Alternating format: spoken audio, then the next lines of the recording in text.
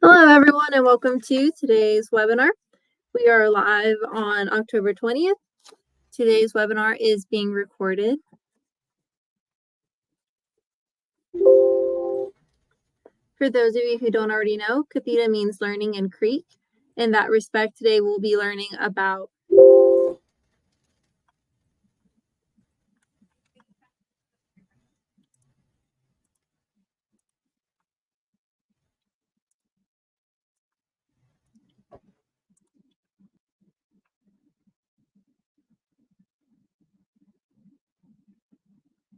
sorry, folks, the presentation is just a little bit of delay.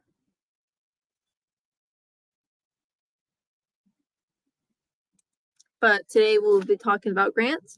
You say you have a problem, but can you prove it?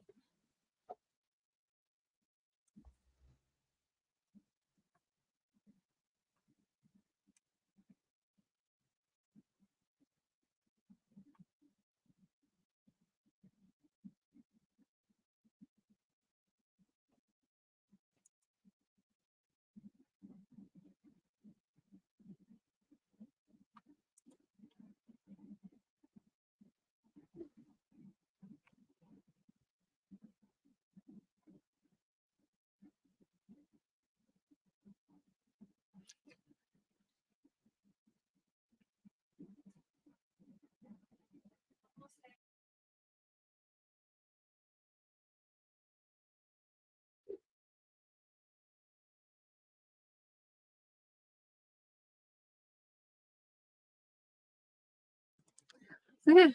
Once again, I apologize for the technical difficulties. Today, my name is Lois Atkins, and I will be your webinar facilitator. I'm the Training and Development Coordinator for the Native Learning Center. Just a quick disclaimer before we get started. This webinar provides a summary of fundamental concepts, requirements, and/or procedures within the allotted 90 minutes. The material discussed does not illustrate all possible scenarios that could be applicable.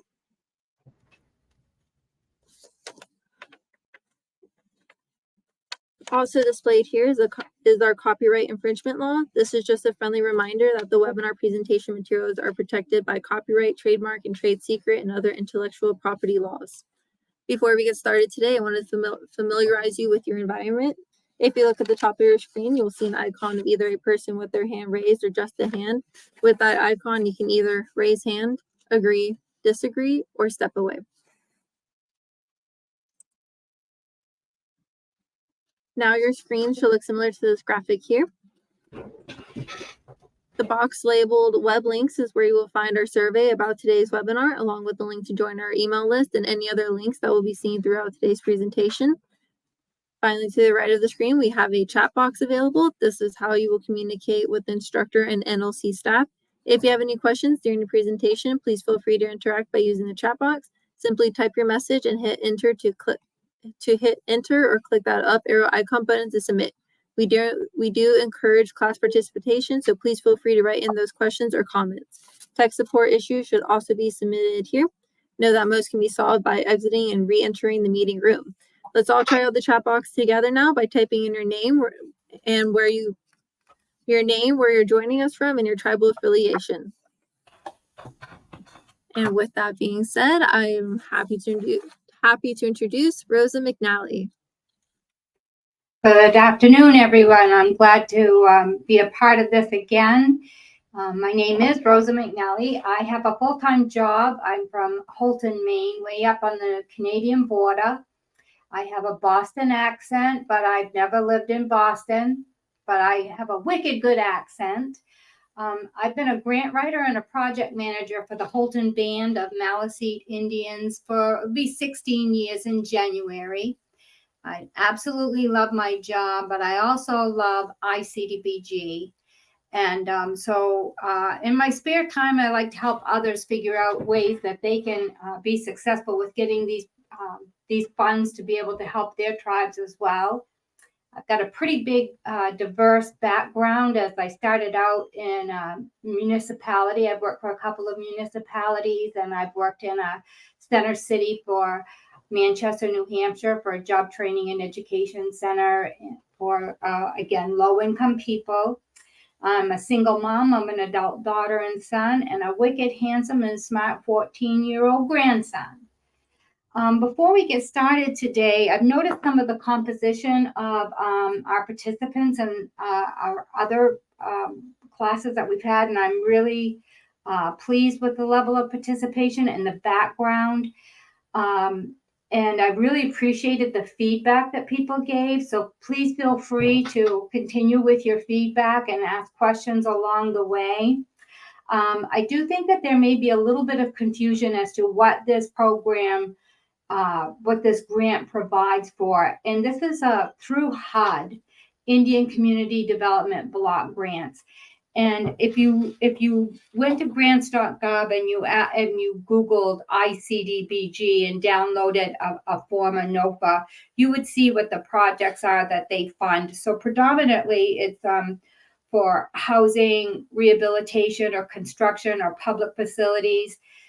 It does do economic development, micro enterprise, but again, the benefit is for low-income people, and it's predominantly to either rehab, housing, or build public facilities, or job training, education programs, business development that benefits your low-income people. The information that I'm going to be sharing with you today too, some of the information has come directly out of the Notice of Funding Availability. So if you hear me say NOFA, that's the acronym for the Notice of Funding Availability. And some of it actually came from some of the slides that was presented when I gave their training on this. And I've tried to take this and give you examples, and please feel free to ask questions along the way. So you can see that for rating factor 2, need and extent of the problem, there's 5 rating factors. We went over rating factor 1 last week. And so this rating factor is worth 2 points. So we're going to go over the need and the extent of the problem. You're going to talk about what the need and the viability is, who the project benefits. If you're going to do public facilities, economic development, you can read all those things that this covers. So you say you have a problem, but can you prove it? And you need to provide that by HUD standards. Make sure that it's the same. Make sure that you're stating how HUD is identifying that you have a problem. Bust that bubble and show them what your problem is. So this part right here is your need and viability, and it's worth 8 points. So you're going to be able to receive these points. You need to describe the need for the project. So when we go through these things, I'm not, the little examples that I give you here and there are just that, they're examples. It is certainly not the depth of what it is you're going to be responding to in your narrative to be able to explain. So you're going to describe the need for your project. You're going to demonstrate that that project's going to meet an essential community development need, and you describe how and why the project will improve your community development need. So this is an example right here. So what are some examples of housing needs that we have? I think every tribe has a problem with overcrowding, and we have multiple generations living together. We don't have enough housing to meet the demand. And then the other issue that we have with overcrowding is we have excessive wear and tear on our units. So if you have a 3-bedroom unit, but you've got Grammy and Grampy living there too, and then you've got your sister and her daughter, and then you've got a family of 3, obviously everything is going to get worn down. Well, then that's a lot more problem on the unit itself or the tribe that's trying to manage the upkeep on those units. What's another need? Well, your housing materials have a life expectancy on them. Your shingles, your roofing, your doors, your windows, everything, your cabinetry, your flooring. So these are things that you're going to state in your narrative. What is your problem that you're addressing? And you could be addressing more than one. It doesn't mean that you're only addressing one issue here. I think that we had a question right before slide 4, didn't we, Steve?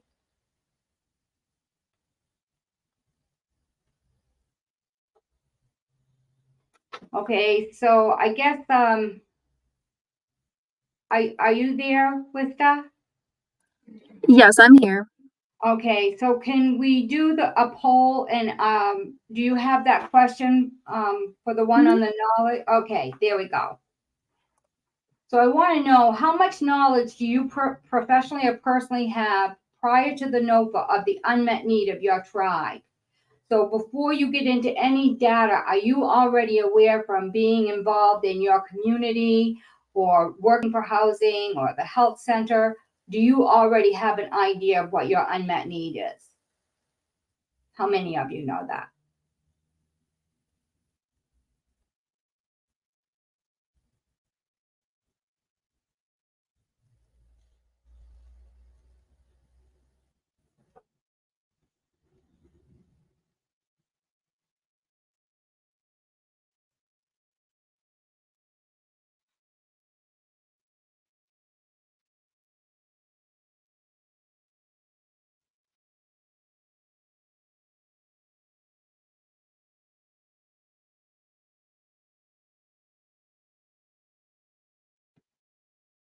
Are we getting any answers with Steve?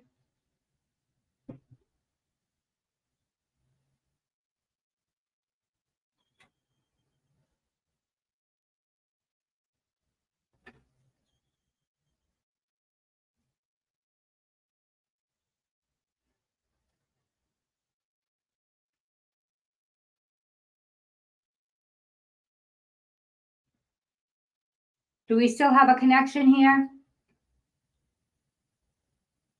Yes, the answer they're showing on the screen right here says very little, usually aware of unmet needs, but do not have actual numbers.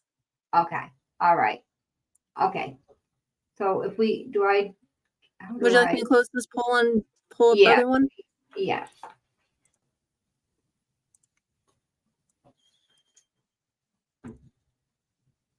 So here's the next question. Do you already know prior to HUD's data if you meet the income guidelines?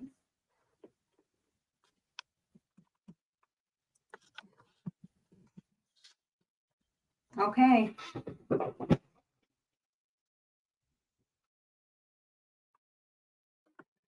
Wonderful. Okay, thank you. So that's really good, and I appreciate your honest answers. So these are things that you can do prior to writing a grant. So you might know that, okay, ICDBG is going to be coming up. We know we want to apply for this. Find out what your guidelines are. You can go in, and I'll show you later where there's a link for you to go in and find out what your housing needs are, and then you develop your scope of work based around what that need is. But that's really good. That shows, for those of us here, it shows that there's about, there's more people that are attending this right now that really aren't aware of what your needs are. And so the advantage that you have but for that is that now you have time to learn what those needs are. You can be identifying these other things. So the last bullet that I didn't mention on this is saying the original housing construction was poorly constructed, wrong materials, water infiltration, mold, mildew. So this is actually a unit that I worked on, and it actually applied to this last bullet. So the original construction was really poor, and it was built on ledge, and there was a lot of water infiltration. Well, what did that end up doing? That ended up deteriorating the home at a really great speed, and it also created mold and mildew, which is a health hazard. And we already know that the people residing in these units, this is one of our residential units, so we know that they're already low income. So another way that you can find out what your need is, so I'm saying substantiate your need, right? So I don't know if you work in your housing department and if you're working for a tribe and you write grants for your housing department, but develop a relationship with that housing director. They have to develop an Indian housing plan every year, and that will identify what the needs are, what the income levels are of the people that they're choosing. You talk to that housing director, they're going to be able to rattle off to you. They're not going to have to look it up. They're going to be able to tell you the units that are in disarray, what needs help. If they have more on a waiting list than they can provide housing for. If you have a waiting list, then that demonstrates that you have a need for new housing construction, right? So whether you're doing low-income home ownership, or you're going to be building more rental units or whatever, that's how you demonstrate it. Now, we're going to keep going on. We'll show you where you can see where some of this is actually tied in with high standards with the data that they have on your tribe. But remember what I said, I might give you some examples, but when you're writing your narrative on this, you're pulling all of this information together. So let's say we go back to the slide that I showed you before of this unit right here. And I knew that there was mold, there was mildew. I knew that the roof was rotting. I knew that the windows were rotting. I'm going to state this in the application, but another thing that I could do is I could take a picture of the issues with that home, and I can add it as an attachment to the narrative. Don't put it in the body of your narrative because you've got page limitations.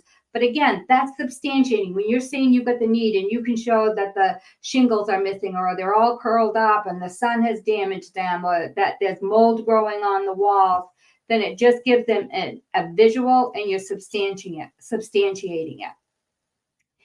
And then you say how you identified it. So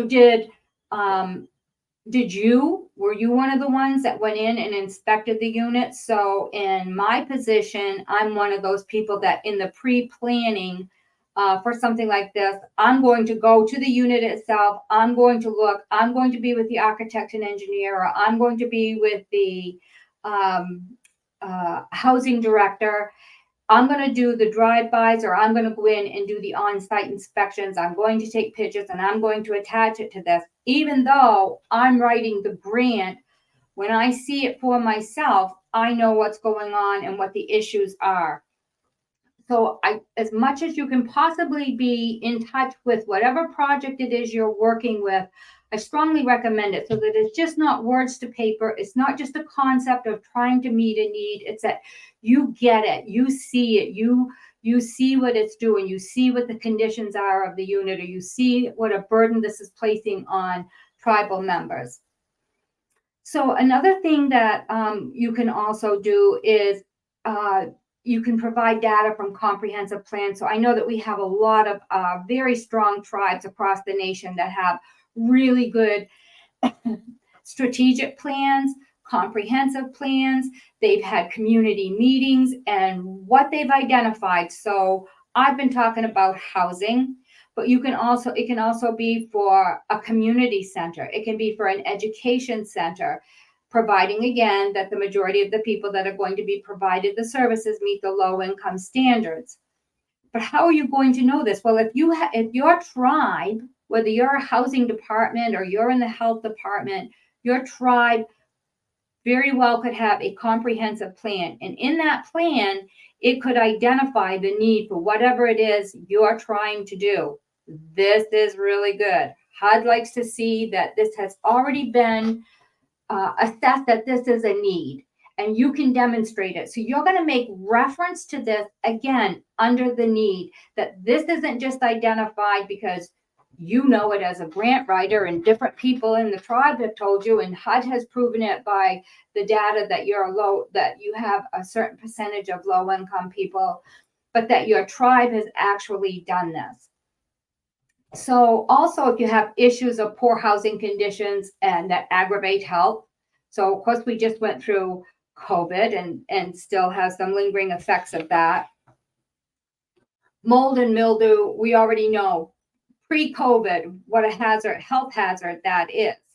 So what is another way that you can substantiate the need for this? Well, obviously that's a need, period.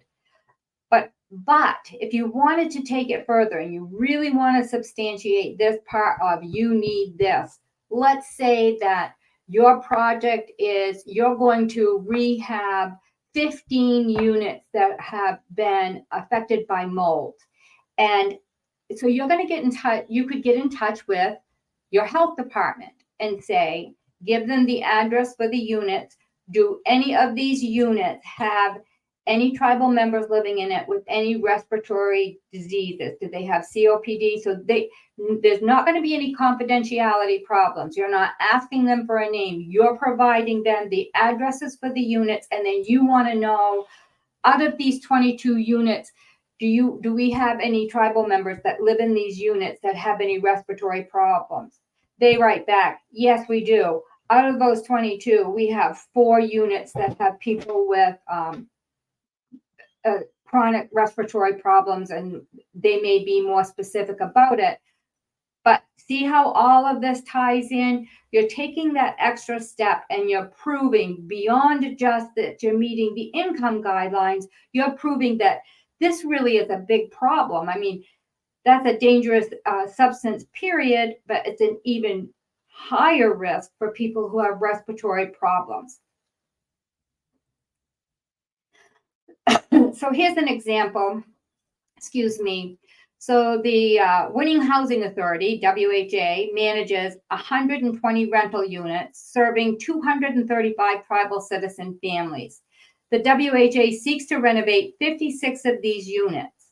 In 2021, the housing maintenance director, the tribal planner, and the engineering firm completed on-site inspections of the units, prioritizing the highest prevalence of mold and moisture infiltration, note pics of housing disparities, and map of housing's rating factor 2 housing pics.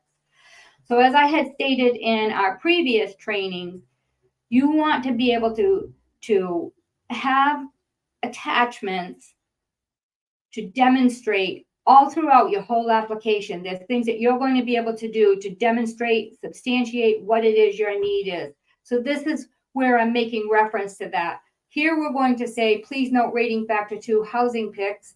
When you put all your rating factor attachments together at the end of the grant, you're going to put your page number on it and you're going to put rating factor 2 pics. And maybe you're going to have four different pages of pictures. Maybe you're only going to have one, but if you're going to have 4, then you're going to label each page number for it. And then you go back here and you're going to say rating factor 2 housing pics pages 1 through 4.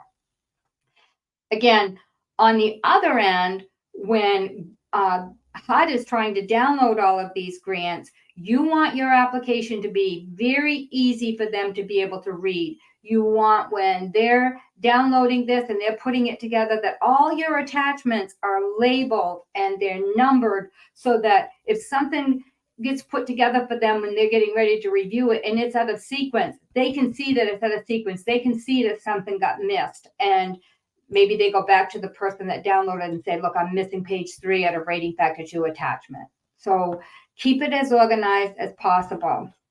So going on with saying, inspections revealed the initial construction process did not provide sufficient exterior drainage, creating a problem with water infiltration and moisture settling in and around the home. These units have the highest level of exposure and have created mold on the siding, in the basement, walls, and windows. Listed below are the deficiencies identified through the on-site inspections. And then you're going to list and describe all the deficiencies. So was it windows, doors, rot? Did the units just, they exceeded its life expectancy? So let's give this a try for public facilities. Sorry, it's not going to click that. The WHA identified the need for direct services for its homeless citizens, and in June 2021, purchased a 10-unit public housing complex within 1 mile of the reservation to provide a temporary housing shelter. No Appendix 2 maps. The closest shelter in our area is a non-tribal shelter and a 45-minute drive, and is most always filled to capacity. Note Appendix 2 maps. So I'm going to show where this place is, where the map is in comparison to the tribe, and then I'm going to show another map to show. So the first map is going to show where the temporary housing is. Then the next map I'm going to show what the difference is between where we live and where the first shelter is. The issue of distance is a huge barrier for homeless citizens to access necessary resources and services to achieve self-sufficiency. Services such as permanent housing, job education and placement, behavioral, medical health referrals, engagement with tribal events. And it's through this project, the tribe, name your tribe, seeks to construct a resource center housed on the same premises as the shelter. This center provides infrastructure for the tribe's commitment of assisting its homeless citizens navigate through a culturally based on-site service delivery program, addressing and removing barriers of housing, education, health, and social connection. So the difference here is we're talking about them needing a resource center. This is for the homeless population, but up above we said that we've built a place for the homeless, but now we need a resource center that's easy for them to access. Predominantly, homeless citizens do not have transportation. If you provide a resource for them near where their temporary shelter is, and you bring services to them, that's going to help them get established quicker. So in this application, the tribe is building a resource center to help citizens that are homeless achieve success. But this section, we are talking about needs. So what are their needs?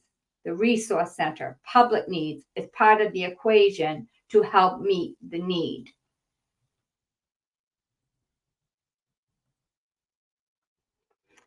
So what is an essential community need? So a few examples are identified data, which we mentioned, waiting list, number of homeless citizens and or families, your homeless tribal citizens having difficulty accessing tribal programs, services, and follow through with providers. The children of homeless families, they need to be connected to education and remove barriers of isolation and interact with their peers. Physical health and nutrition is lacking for our homeless citizens. So if you think about all of this that we're saying, mental health and substance use were predominating factors that go undiagnosed and treated within the homeless community. We're saying we're building a resource center, but why do we need the resource center? We're building this resource center for the homeless population, but look at all of the services that are going to be able to be provided by building this center. And we know that the homeless population is definitely going to meet that low income standard.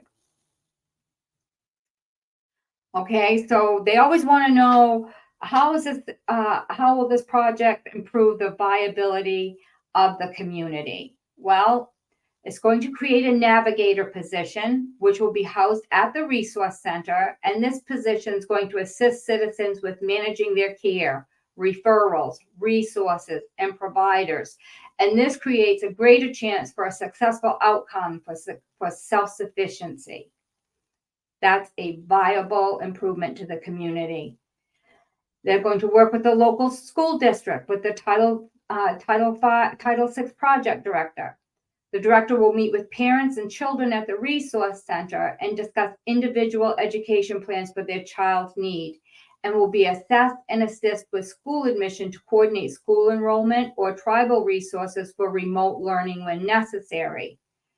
The navigator will refer the children of the center to the Boys and Girls Club for inclusion, educational achievement, and social interaction, increasing the child's opportunity for inclusion and academic performance. Provisions of access for care through its clinic creates improved physical health and nutrition. It enhances physical capacity to manage their lives by local access to health care. The tribe's agricultural program will provide food for the citizens. The resource center will be constructed with a kitchen to enable families to create healthy meals and snacks. So this one little project has a huge impact on the viability of the community. Now, again, this is just an example for this. It's going to be something entirely different if you're doing housing. Did you want to do the poll, Rosa? Yes, please, yes.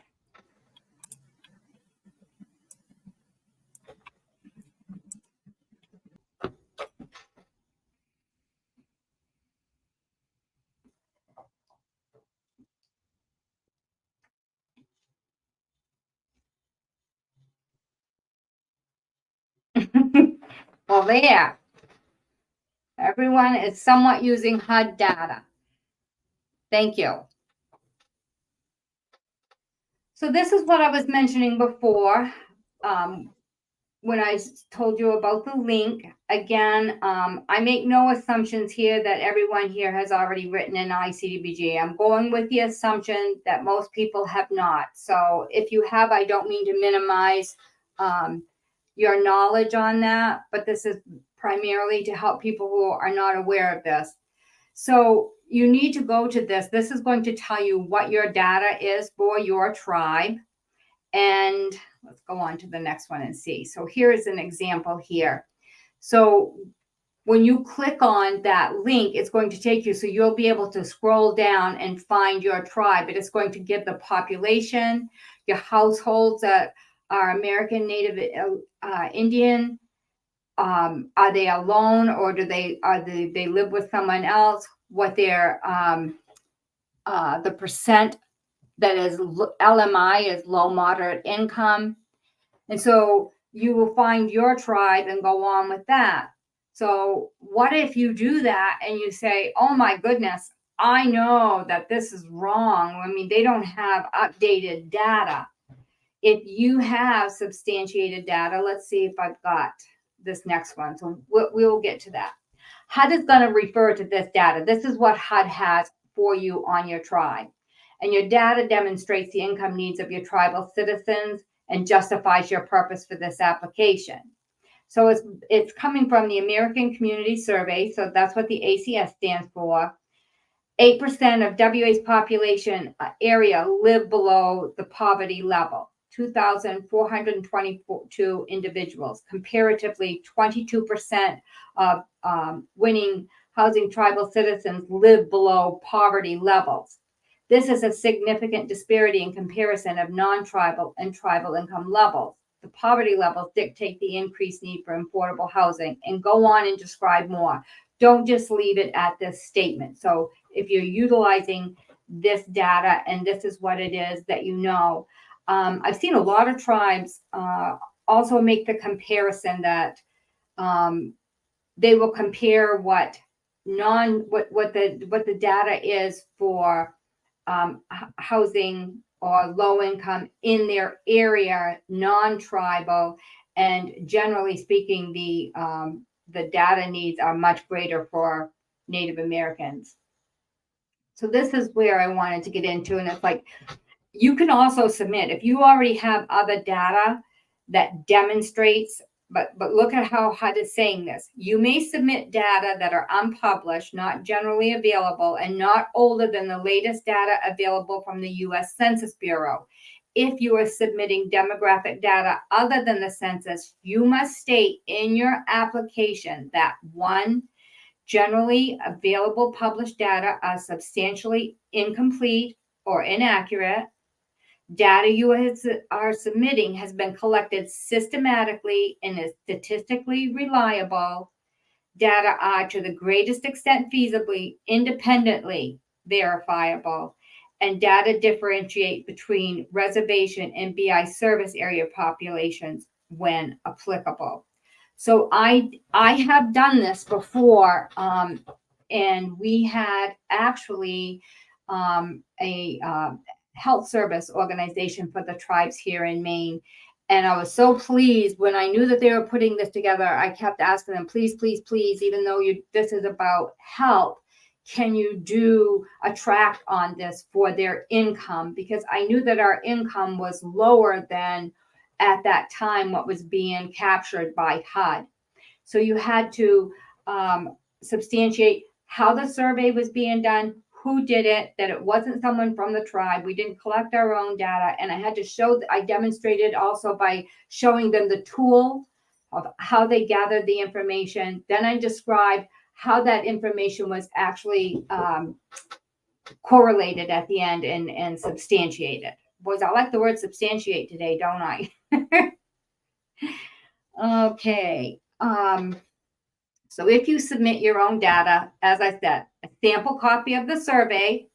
So you may already have this data, but then in order for HUD to consider it, these are the things that you're going to have to supply. So I just went through all of that. an explanation of the methods that they use to collect it, the number of persons that will benefit from the project, a list of incomes by household, including the household size, the number of LMI persons that will benefit from the project, and your survey cannot be older than 2015.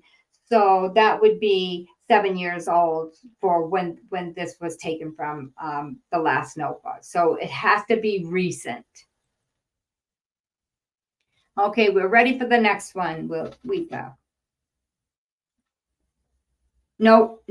I'm sorry. I'm too soon. Sorry about that. So if you were in, if you took the training last weekend, I mentioned to you about how a lot of times we learn how to write a grant by what it is we've done that is wrong. And this is an example of, I wrote a grant, I was not qualified to figure out the budget, and it was for a health center, and I didn't get the grant. I failed miserably at it. And this is an example of being glad when you do something wrong because something better is around the corner. So this is our new health center.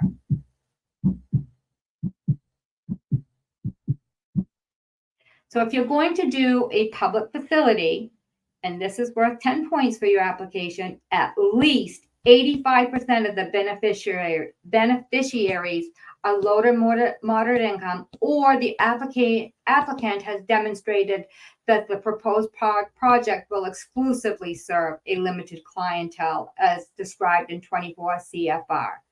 So this met that qualification. And I'm really thrilled about this project. This is one of the reasons why I absolutely love ICDBG, because these are the things that you can do with this project. And you think about how many people have been provided services in this health center. So you're going to have an expectant mom, you're going to have an infant, you're going to have toddlers, you're going to have men and women, you're going to have teenagers, you're going to have elders. You can't count the number of people, the number of issues, and the number of years.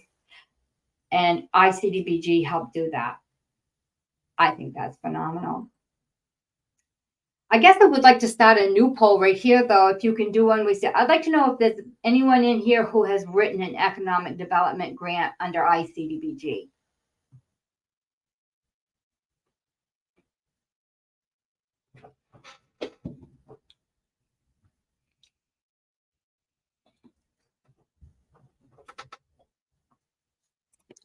Can I get the question one more time, Rosa? Yes. Has anyone any of the participants here today written a grant, an ICDBG grant for economic development?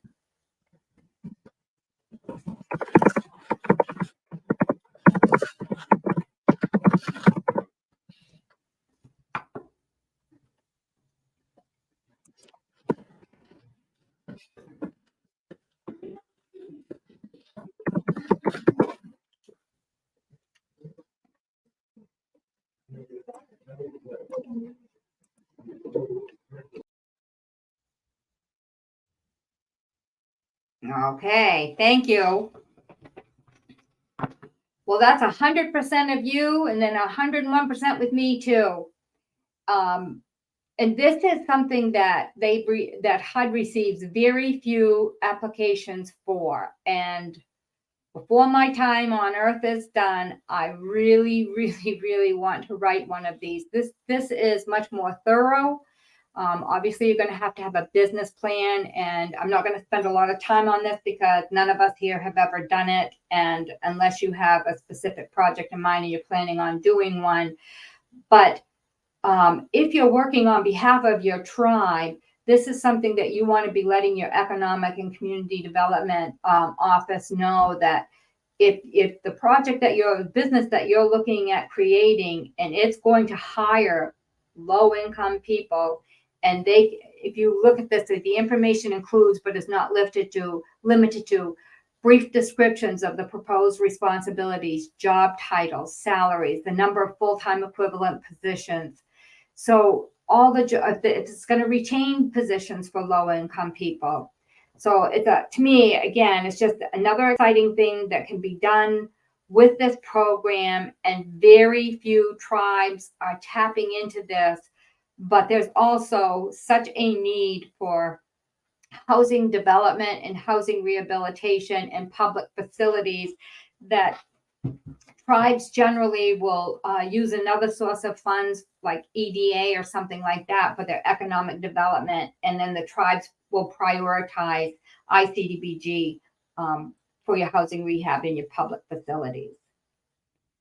But economic development is the growth of the standard of living of a nations of people from low income, a poor economy, to a high income, rich economy. When the local quality of life is improved, there is more economic development. That's just something that it makes my heart beat faster, and something that I would really like to be able to see more tribes be able to incorporate. Did you want to do the slide, Rosa? The last one that I'm going to have you do is when it comes to the youth. Oh. And I think that's going to be around slide 24. But yours is different than mine.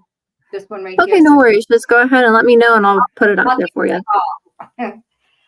So your new housing construction, housing rehabilitation, housing acquisition, land acquisition to support housing, and home ownership assistance projects. So this is the other part of what it is you can apply for under this. So you can do home ownership for low income people. You can buy land in order to develop more housing. And I believe, I don't know if it says it right here, but I believe that if you purchase land with the purpose of building more homes on it, whether it's home ownership or rental units or whatever your priority is with purchasing that, I think, excuse me, I think that it's within 3 to 5 years. I'm pretty sure it's 3 years that you're going to be doing you've got to be able to demonstrate that you're going to, after you've done your land acquisition, that within 3 years, you're going to start your construction on that project.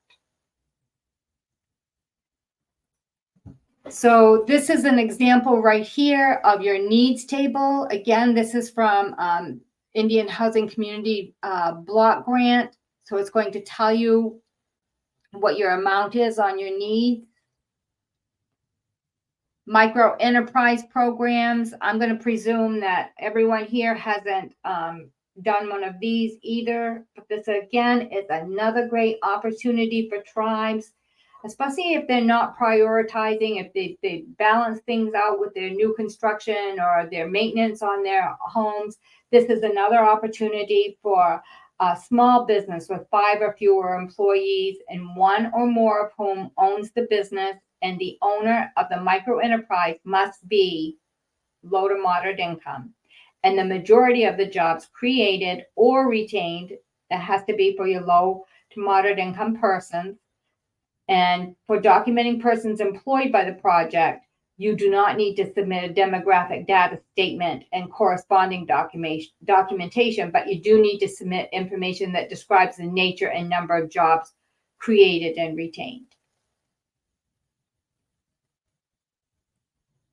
So now we're ready for that question now, dear.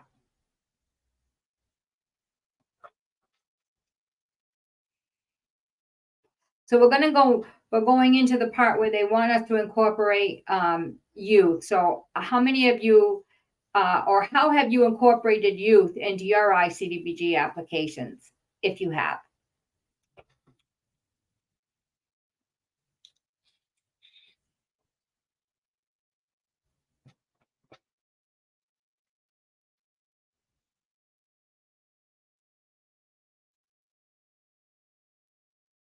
Okay, so I can't see the answers here. None. Okay. Is there anyone else typing?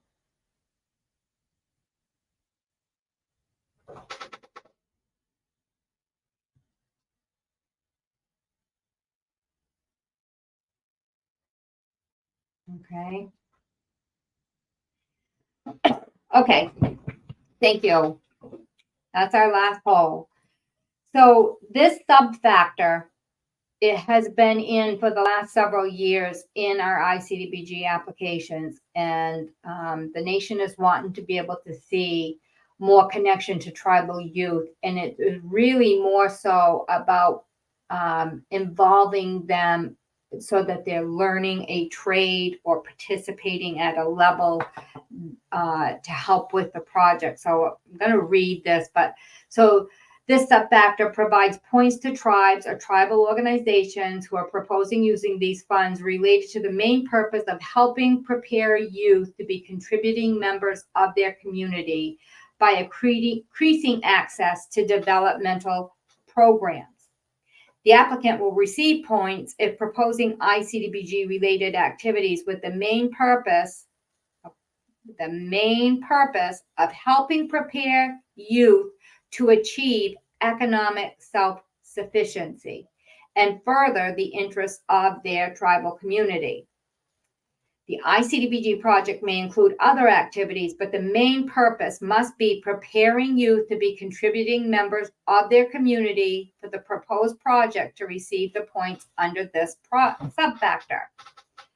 So you can demonstrate how the project would foster opportunities for youth in general skill building, including life skills, pursuing higher education, access to trades, leadership opportunities. Applicants are required to provide a description of how the project will have a clear and direct connection to youth and impact their communities. In addition, being able to show reportable output and outcome measures. So failure to submit this information may result in not receiving the full maximum points in this. So, excuse me, examples of youth-related projects include projects that house or provide dedicated space for youth, such as homeless shelters for families. So that's providing that for them. So remember when we talked about previously, when I used the example of the resource center, what were we doing there? We were going to be providing a navigator position that's also going to be helping them with the school, but it was also going to help them to be able to participate with the Boys and Girls Clubs and to interact more with their community. There are also so youth counseling facilities, gymnasiums, classrooms, student housing, recreation centers, or projects that incorporate youth into the actual design and construction portion of the project, such as training of youth for building trades and related on-job site training.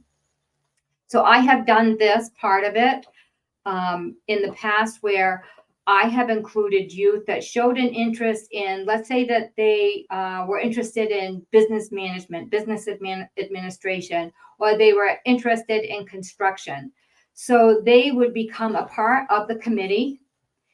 So like, let's say I actually involved them during the planning part of the grant, because then they can help with the design. They can see how that process goes. Hopefully, tribal youth are the ones that are filling the positions of the grant writers, the planners, and maybe they are going to be an architect, maybe they are going to be an engineer, but for where they're at right now, they're learning process, they're learning interaction. They can understand that we need an architect and engineer, but they also, architect and engineer needs to talk to the youth. We're building a youth center. Well, what do you see happening here for activities? And how much space do you think you need for this? And are you doing big drumming groups? Are you doing big beading classes? Excuse me, how many people are going to be involved in this? They're an integral part of the whole process. Then I continued to use them once we were awarded the project. And so they attended construction meetings when they could do that. They learned how the pay rec went when the contractor submitted the pay rec, and then attached to the back of that is the schedule of values. So they're learning business administration. They're learning how this actually impacts the budget. So there's ways of incorporating and training. And so even if through all of this, let's say that they were interested in business administration, and then once they realized before they went off to college or whatever that, gee, I do not like this at all. I really don't like this.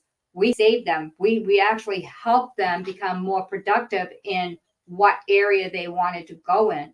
Maybe they looked at it and said, oh my gosh, I just absolutely love doing this. Oh, this is so interesting. I really, really want to be able to do this someday. But even while they're going through this, They are learning a skill set, which is part of what we're trying to accomplish here with the youth. And they're also contributing to their community, a significant impact here, because this center is designed for their age group, and they're helping us by their voice and their activities and what it is they see, what it is they want. I also include them in design elements of color. What they pick out all the colors. They help pick out the color of the flooring. They help pick out the types of cabinets. When it gets ready for furniture, they help pick out the furniture. So they are a valuable asset, and it's their building, and they're taking ownership of it, but they're also taking responsibility from that pre-planning. They're not helping write the application itself, but they're in that pre-planning that's given us the information as a grant writer for what it is we need. And do I take comments that they make? Do I include that information in the grant application, that we have youth already involved in this and working with us, and these are some of the comments that they've made, or take a picture of them when we're having a planning meeting and submit that as an attachment? Absolutely. So here's some projects. We have built a youth center.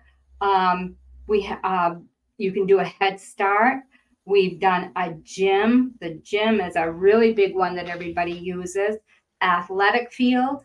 We have job training, trades, education component of your project. We have Boys and Girls Club. And so what you want to state when you're identifying all of these things is, but what are those things doing? So you say a youth center, but what happens in that youth center? Are they getting any sort of skill training?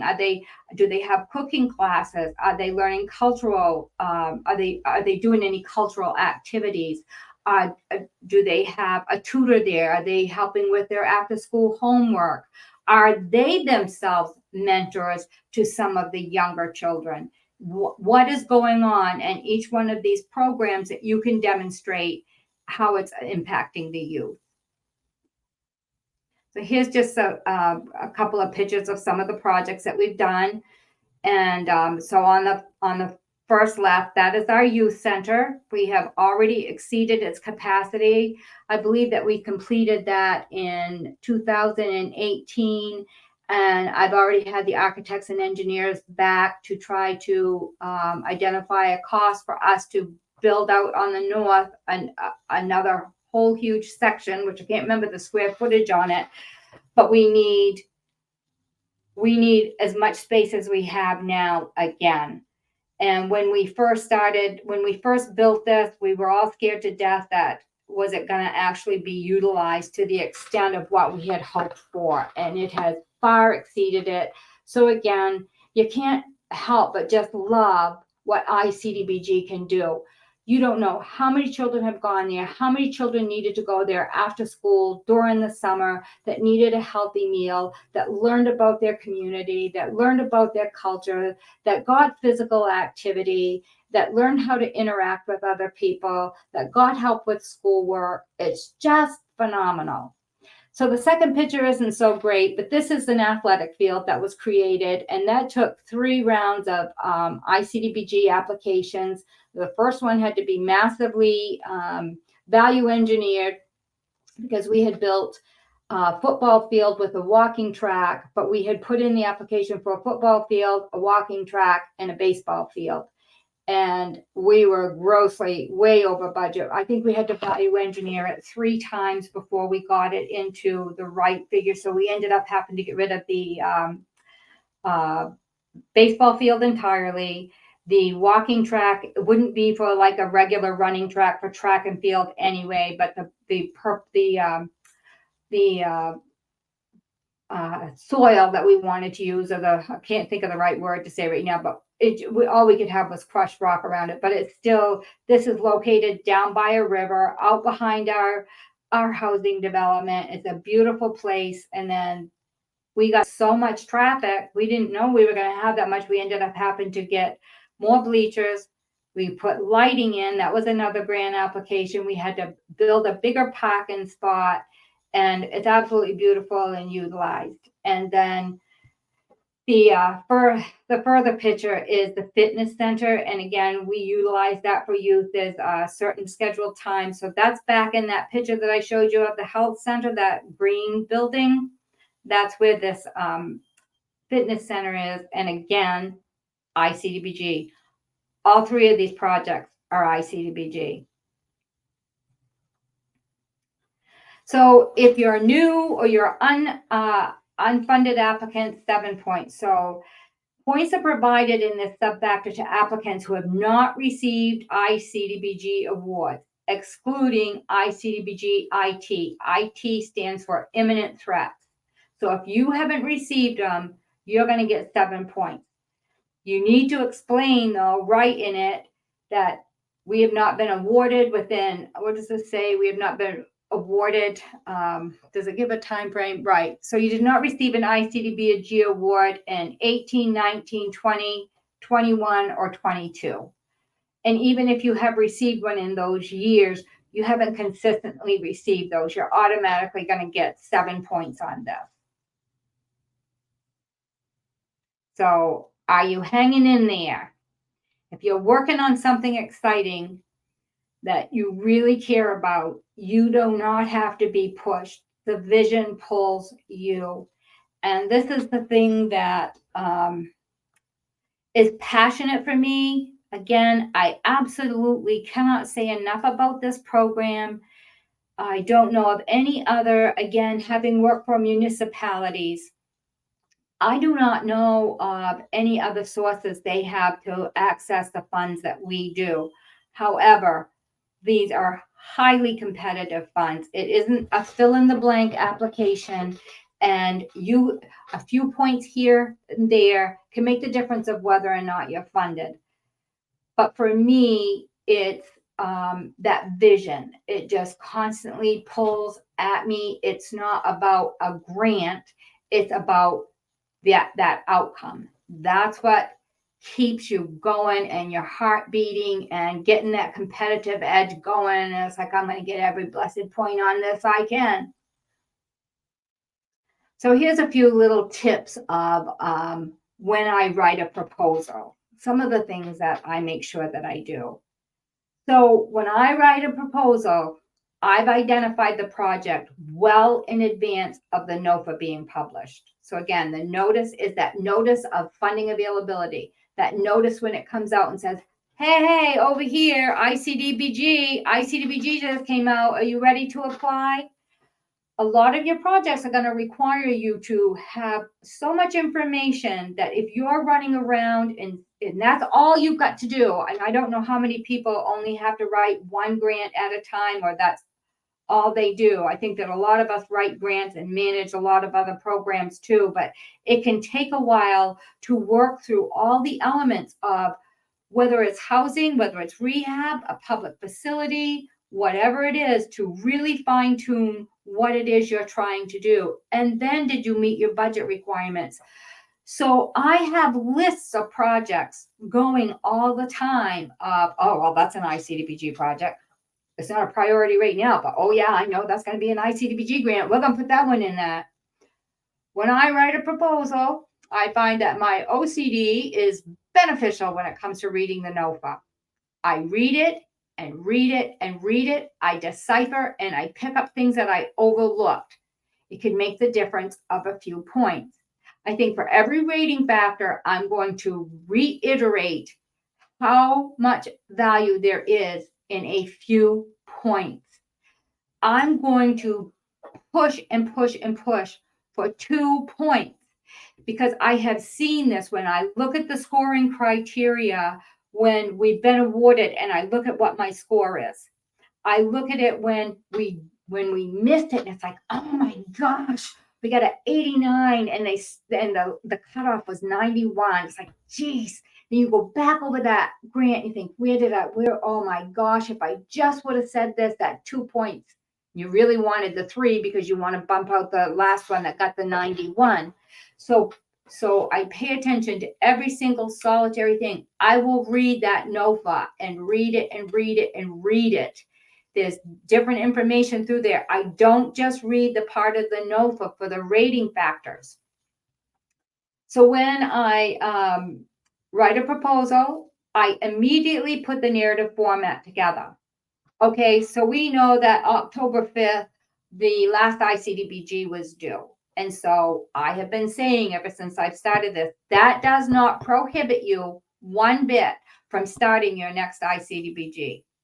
You can download last year's NOFA. You can put if you have Adobe Professional, excuse me, you can export it. So now all you've got to do is copy and paste that narrative section for your proposal.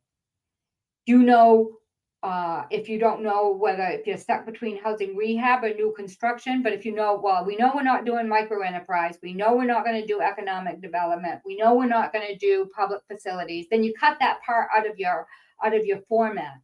But you can start that right now. You can start putting in under each one of those categories what it is you're going to need when you're going to write that grant when it's due next year. So put a list of things. Who's going to manage this? Are they going to do procurement on the architects and engineers? Have they already done it? Do they know who the architects and engineers are? Well, you can already get their criteria and their information so that when you're putting your budget together, you can state what their qualifications were. Your procurement, the things that we talked about in our last training that we had last week.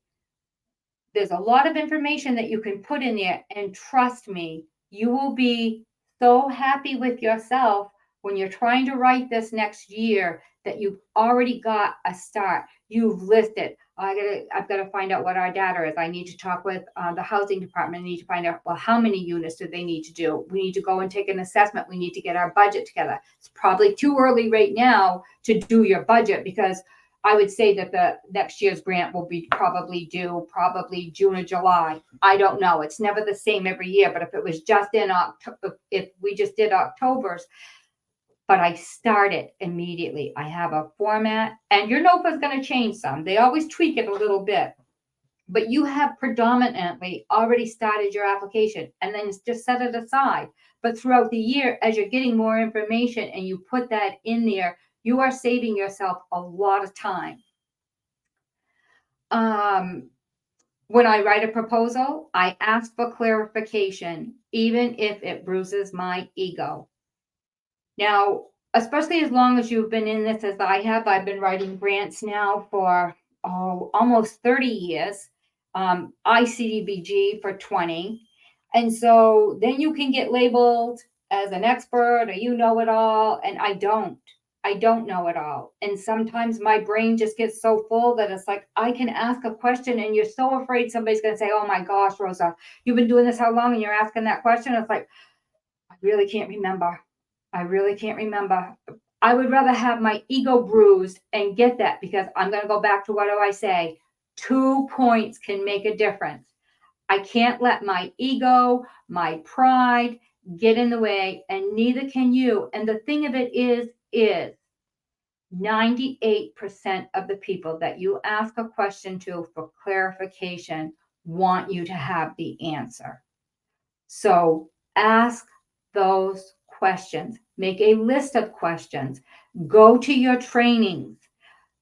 Always go to your trainings. I still go to trainings. Here I am teaching a training. I still go to trainings. Somebody inevitably in every training I go to asks a question. It's like, oh, wow, I never thought of that. We're all unique and we all have a lot of things in common for our need, but how we address it can be different. And so the value of what it is you're learning from the actual instruction, it's also very valuable from what you're getting with the other participants and how they're doing it. Or it might give you a new idea for what you could create. Always go to your trainings. When I write a proposal, I ask for guidance from the recipient of the proposed project. What do I mean by that? I gave you the example of the youth. I'm going to talk to the youth. I'm going to talk to the youth director. If I'm building a health center, I'm going to have a lot of meetings with the health department. So the health department is going to have a clinic. It's got a dental clinic. It's going to have behavioral health. It's going to have administration. It's got the fitness center. So I'm not just talking to the health director. We're going to have committee meetings, and we need to understand, what does their workflow look like? What do they have to have? What does their layout need to be for HIPAA and for workflow, just for ease? Where do certain staff have to be? And then where is it that it doesn't matter where staff are placed at all, just so long as they have an office? So you work with whomever.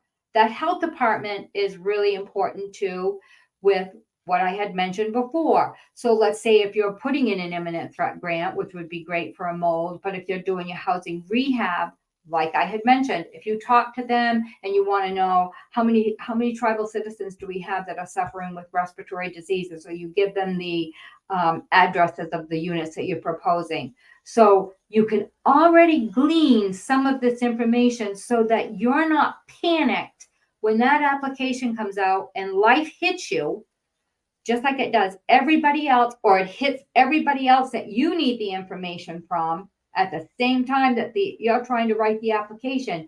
Every little thing that you can get done now, and it doesn't mean that you're not doing anything now, but a lot of what happens to us is after we write those ICDBG applications, we're like, oh my God, thank God that's over with. And we put that file away. And then we still wake up in the middle of the night for the next 4 or 5 months wondering if we're going to get funded. I wonder if we're going to get funded. When that notice is going to come out.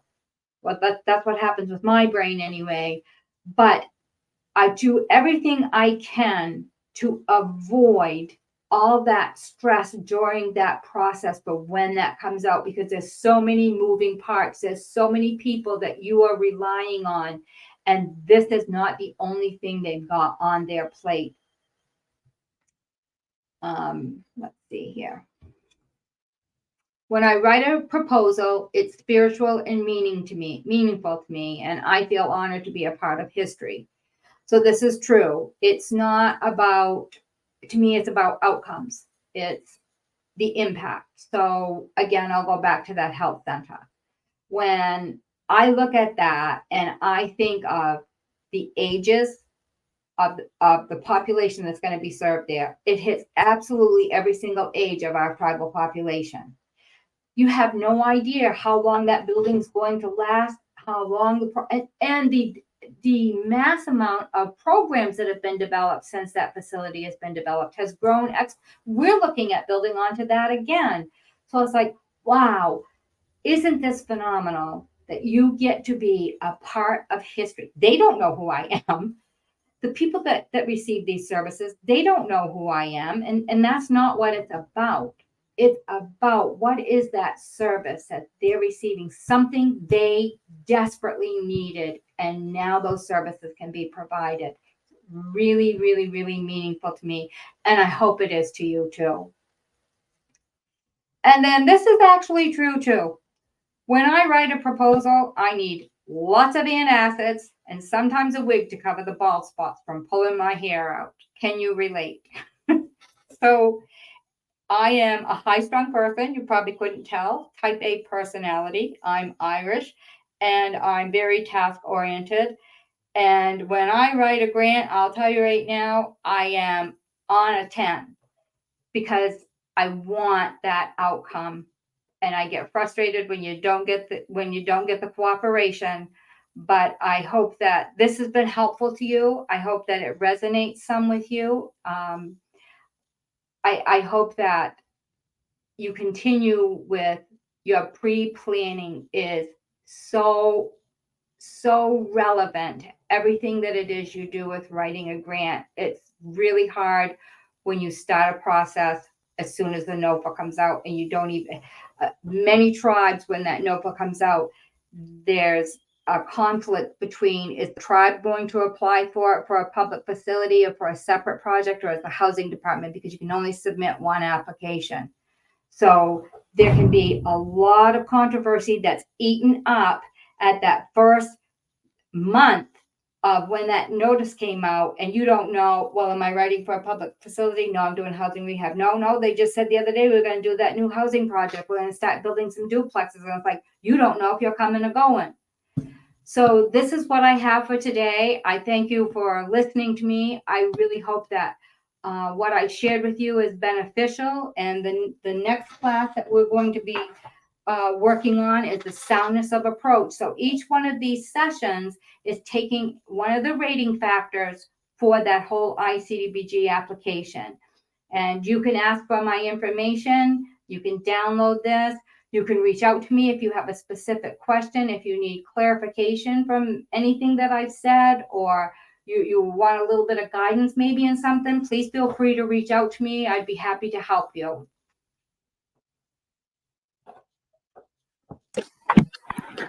Thank you so much, Rosa. I can, in a second, I can also go, sorry.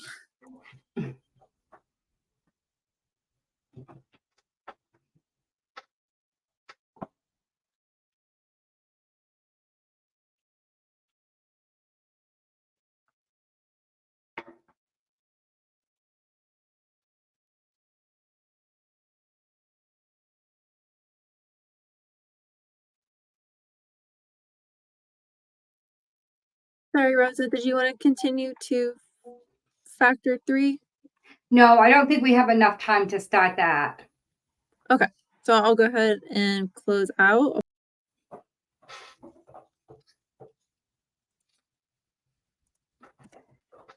Yep. There is Rosa's email for anybody who has any questions. I'm going to go ahead and launch the survey. Thank you so much, Rosa, for today's webinar. It was incredible. If you guys could go ahead and just take the time to fill out the survey, it would be greatly appreciated. It does help out Rosa knowing what you guys liked and what you didn't like and what you would like to know more information on, and it helps NLC know what you guys like.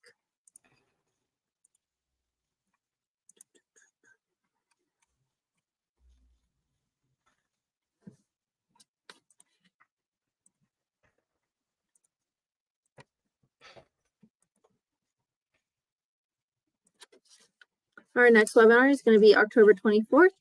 It is going to be Internal Controls under NAHASDA, presented by Vince Franco, founder and owner of Next Venture Consulting, LLC. As always, registration is free and will be at 2 p.m. Eastern, 1 p.m. Central, 12 p.m. Mountain, and 11 a.m. Pacific, and 10 a.m. Alaska time.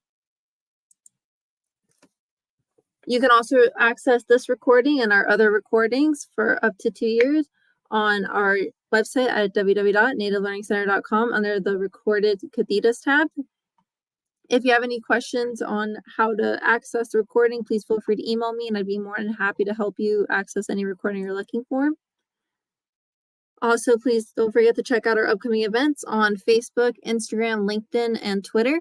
We also have a podcast called Hope a Thing, a Native American Podcast, and you can find that on Apple Podcasts, Spotify, Google Podcasts, and Simplecast.